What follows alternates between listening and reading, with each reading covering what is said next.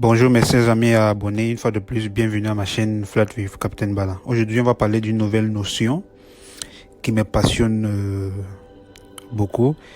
Je parlerai de la météorologie aéronautique.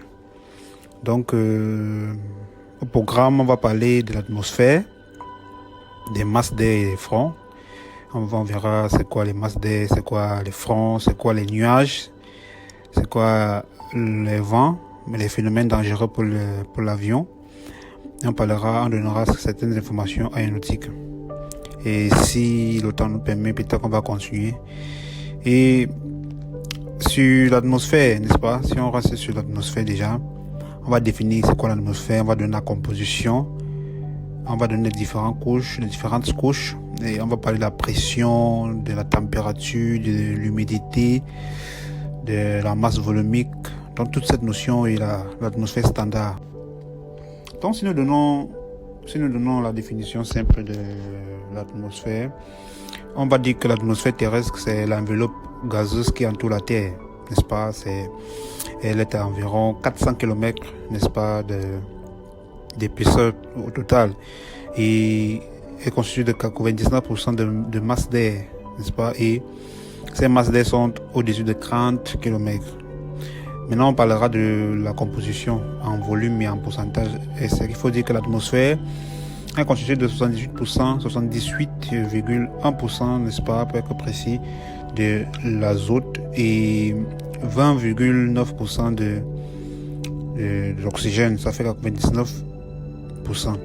Maintenant, il y a 1% de gaz rares, comme l'argon, on parle de dioxyde de carbone, de métal, l'ozone, n'est-ce pas? Et il faut dire que on peut voir 0,1%, mais seulement 0,1% de gaz rare, mais faute en contribution en effet de serre.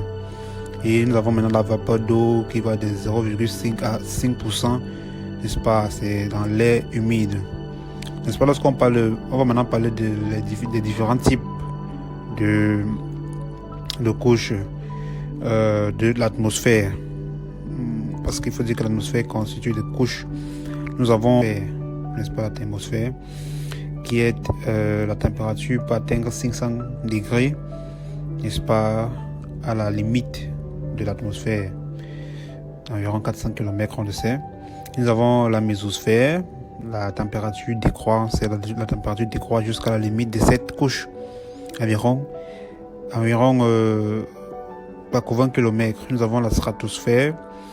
La température est constante jusqu'à 25 km, puis croît environ 0 degré vers 40 km. Et ça contient maintenant la couche d'ozone.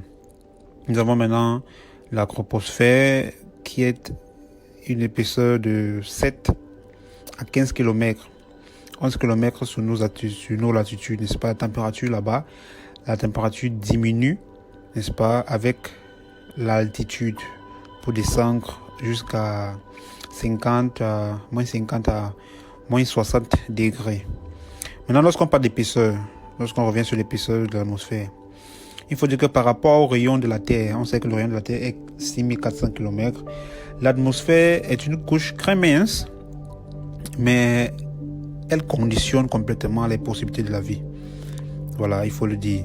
Maintenant, comment est-ce qu'on utilise l'atmosphère là? On va dire que à 36 000 km, on va crever les satellites géostationnaires, n'est-ce pas? On parle de télécom, météo aussi. On va parler des satellites de navigation à 20 000 km, n'est-ce pas?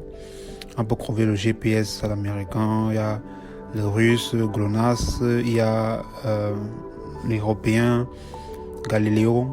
Il y a maintenant la Chine, Bennu. Maintenant, de 200 à 400 km, on va couvrir les satellites bas. Par exemple, la station spatiale habitée. On va parler aussi de la combustion des météorites. N'est-ce pas? On va parler de ballons de météo, n'est-ce pas? C'est comme ça qu'on utilise ça. On va parler des avions militaires, comme il y a de Concorde à l'époque, des avions de ligne. Liner, il y a des avions légers. Donc en fonction de l'altitude, on peut classer ces différentes L'utilisation. Ok.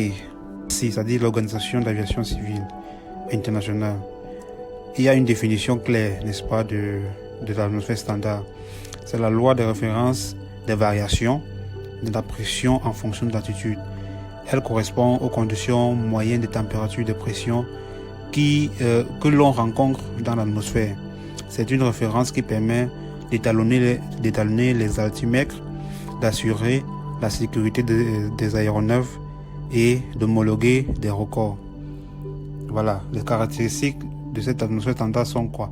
Au niveau de la mer, la température est de plus 15 degrés.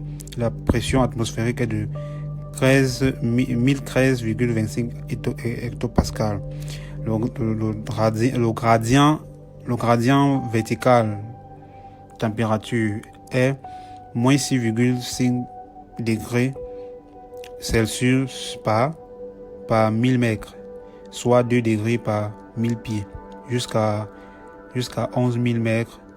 Et ce gradient est nul entre 11 000 et 20 000 mètres, puis devient 10 degrés, n'est-ce pas, par mètre, 10 degrés Celsius par 1000 mètres jusqu'à 32 000 pieds. On sait que la troposphère